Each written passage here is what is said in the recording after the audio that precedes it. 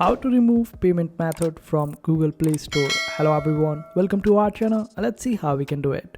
For this, just simply open up your Play Store, and after that click on your profile by clicking on the top right hand side corner, and over here just simply select the option of payments and subscriptions. Now select the option of payment methods, wait for it to load, and here when you scroll down till the very end, you would be able to find the option of more payment settings. Simply click on it.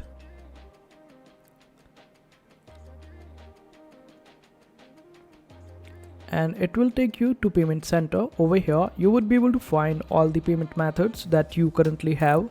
Just simply select any of the payment method and you would be able to remove it. And this is how you do it. I hope this video was helpful. Make sure to hit that like button and also subscribe to our channel for more helpful videos.